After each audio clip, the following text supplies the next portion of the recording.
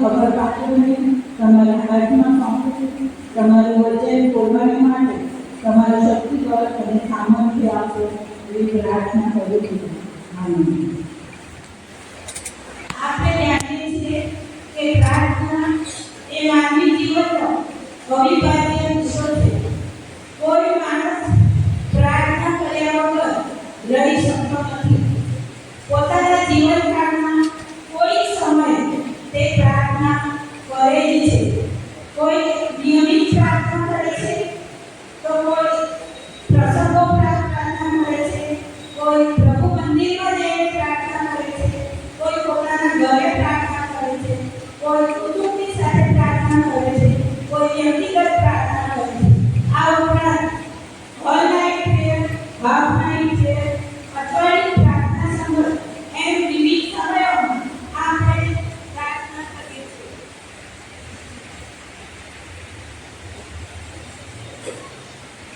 આજે લુકની સુવાર્તા 18મા અધ્યાય 9 અને 14 પદમાં વાંચવામાં આવી, જેમાં બે જણ પ્રાર્થના કરે છે.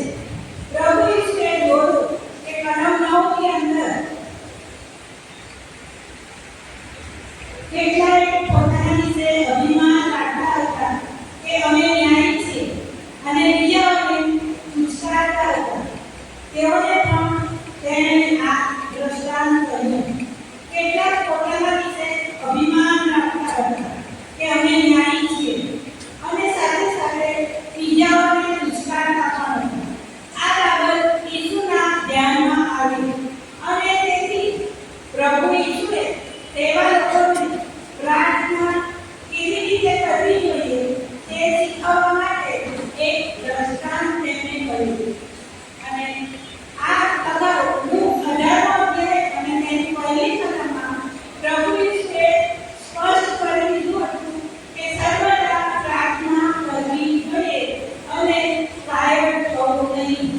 અને તેથી પ્રાર્થના કરવા વિશે અને પ્રાર્થના શીખવવા વિશે પ્રભુ ઈસુ ખ્રિસ્ત શિષ્યોને શિક્ષણ આપે છે. લુક તેની સુવાર્તાના 11મા અધ્યાયમાં નોંધે છે કે શિષ્યોએ પ્રભુ ઈસુને કહ્યું કે અમને પ્રાર્થના કરતા શીખવો અને યથાયોગ્ય સી પ્રાર્થના કરવી તે ઈસુએ શિષ્યોને શીખવ્યું. અને તેથી જેઓ ન્યાયી હોવાનો અભિમાન રાખતા હતા અને બીજાઓને તુચ્છાતા હતા, તેવા લોકોને એક દ્રષ્ટાંત દ્વારા પ્રાર્થના કેવી રીતે કરવી અને પ્રાર્થનામાં શું બોલવું તે શીખવ્યું. અહીં લુક 18મો અધ્યાય અને 9 થી 14 કલમોમાં લખ્યું છે કે બે વ્યક્તિ પ્રાર્થના કરવા સારું મંદિરમાં ગયા. આ વાક્ય આપણને વાંચવું સારું લાગે છે. દરેક ખ્રિસ્તી વ્યક્તિએ પ્રાર્થના કરવા માટે મંદિરમાં જવું જ જોઈએ. અહીં બે વ્યક્તિની જે વાત કરવામાં આવી છે તેમાં એક છે પડોશી અને બીજો છે રાણી. આ બંને વ્યક્તિ મંદિરમાં જુદા જુદા બે વર્ગનું પ્રતિનિધિત્વ કરે છે. બંનેની સામાજિક સ્થિતિ અલગ છે, બંનેની આર્થિક સ્થિતિ પણ અલગ છે અને બંનેની શૈક્ષણિક સ્થિતિ પણ અલગ છે. જે પહેલો જણ છે તે છે પડોશી. પડોશી એ તો નિયમશાસ્ત્ર ચુસ્ત પાડનાર અને શીખવનાર હતો. તે સામાજિક અને ધાર્મિક દ્રષ્ટિએ પ્રતિષ્ઠિત અને મોભાન સ્થાન ધરાવતો હતો. બીજા લોકો તેનાથી પ્રભાવિત હતા અને તેમનાથી ડરતા પણ હતા. બીજું જે છે તે રાણી. સમાજમાં નીચલા વર્ગનું પ્રતિનિધિત્વ કરતો હતો. લોકો દ્વારા તિરસ્કાર પામેલો હતો. તેની તરફ લોકો જાણે કે તે બહુ મોટો પાપી હોય તેવી દ્રષ્ટિ રાખતા હતા. આ બંને એટલે પડોશી અને રાણી મંદિરમાં પ્રાર્થના કરવા ગયા.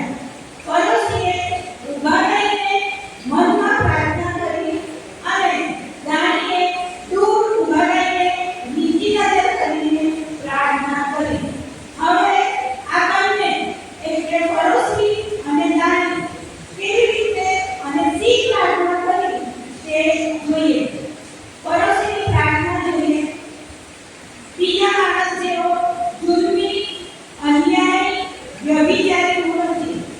હું અઠવાડિયામાં 2 વાર ઉપવાસ કરું છું. હું મારી આવકનો 10મો ભાગ આપું છું. આ પ્રાર્થનામાં આપણે સ્પષ્ટપણે બીજાઓ સાથેની સરખામણી દેખાય છે. હું બીજાના જેવો નથી. પડોશી પોતે પોતાને સારા હોવાનું શરતી આપે છે. પોતે સારા હોવાનું મૂલ્યાંકન જાતે કરે છે અને આમ કરીને પોતાને ન્યાય ઠરાવીને દેખીતી રીતે બીજાને અન્યાય જાહેર કરે છે.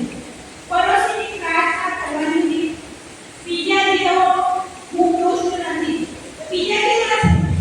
બીજા જેવો હું ચેતવનારો નથી. બીજા ચેતવનારા છે પણ હું બીજા જેવો ચેતવનારો નથી.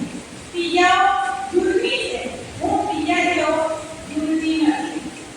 બીજાઓ અન્યાય છે, હું અન્યાય નથી. બીજાઓ વ્યભિચારી છે, હું વ્યભિચારી નથી. તેઓ દશાંશ આપતા નથી, હું દશાંશ આપું છું.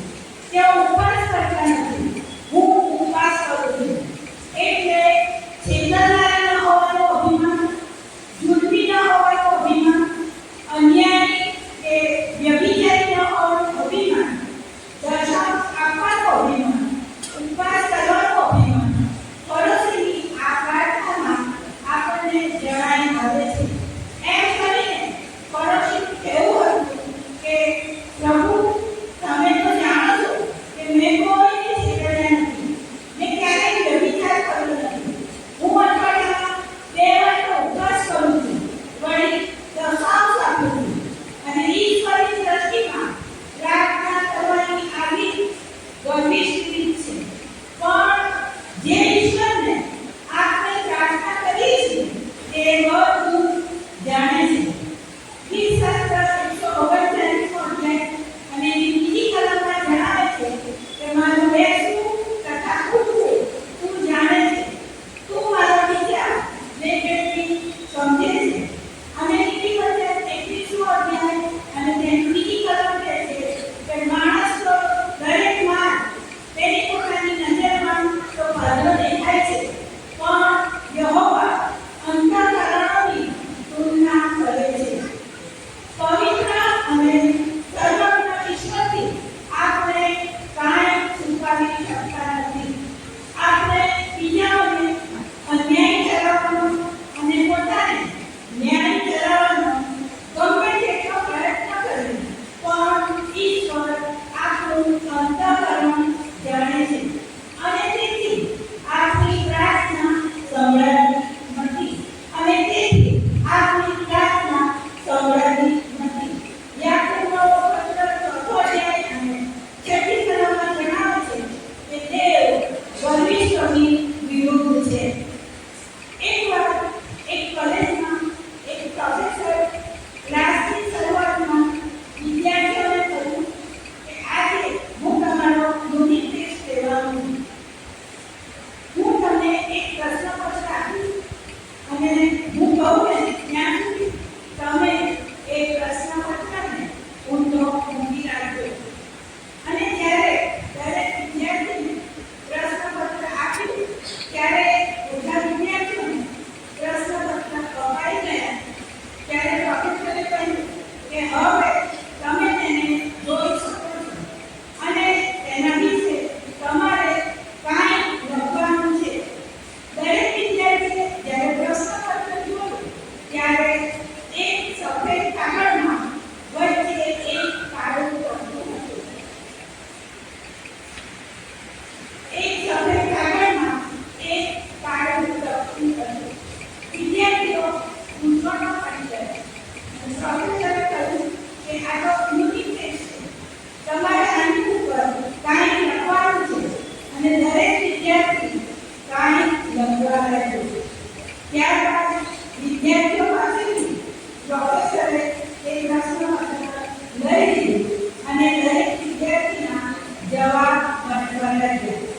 કોઈને લખ્યું ટપકું કાળું છે, કોઈને લખ્યું ટપકું નાનું છે, કોઈને લખ્યું કે ટપકું ગોળ છે. ત્યારે પ્રોફેસરે કહ્યું, તમે બધાએ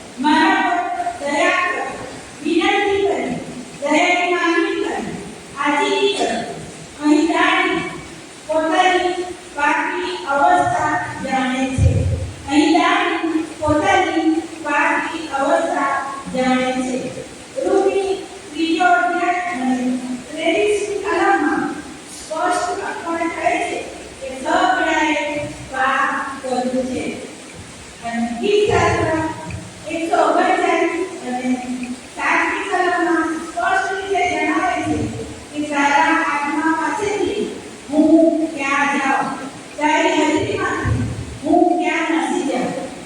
વલ્લભ, જે ઈશ્વરને આપણે પ્રાર્થના કરીએ છીએ તે આપણી બધી વાતોનો માહિતગાર છે. આપણે કાંઈ છુપાવી શકતા નથી. ગીતશાસ્ત્ર 139 અને 12મી કલમમાં લખવામાં આવ્યું છે કે અંધકાર પણ મને તારાથી સંતાડતો નથી. વલ્લભ જાણી પોતાને જાણતો હતો અને એક વાક્યમાં પોતાની સ્થિતિ ઈશ્વરને જણાવી, હું પાપી છું, અને તરત જ વિનંતી કરી કે મારા પર દયા કર. વલ્લભ ઈશ્વરની દયા વગર પાપ માફ કરી શકતા નથી. એ યાદ રાખજો. જાણીએ દયાની પ્રાર્થના કરી. પ્રભુ ઈસુએ પહાડ પરના સંદેશામાં પ્રાર્થના વિશે શિષ્યોને શીખવ્યું. તમે પ્રાર્થના કરો ત્યારે ગમ્યોના જેવા ન થાઓ. દેખાડા પરથી પ્રાર્થના ન કરવી જોઈએ. બીજાઓ પર પ્રભાવ પાડતી પ્રાર્થના ન કરવી જોઈએ. જેવા છે તેવા જ રજૂ થવું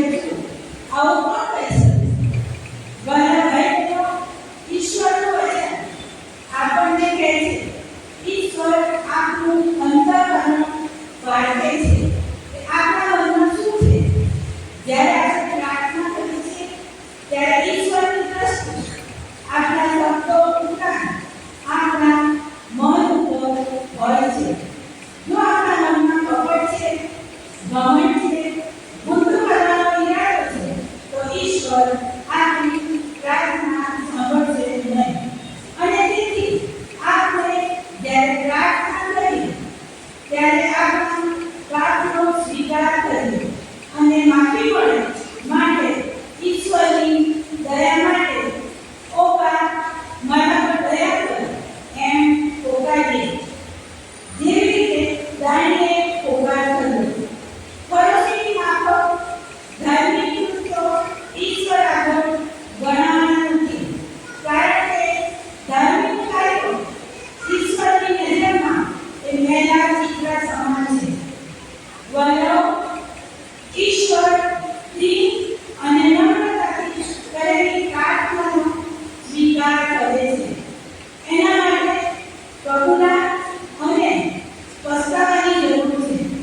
પડોશીએ પોતાની અન્યો માટે બીજાઓની તુલનામાં પોતે શ્રેષ્ઠ છે તેના માટે ઈશ્વરનો આભાર માન્યો, પરંતુ ઈશ્વરની દયા અને આશીર્વાદો માટે નહીં.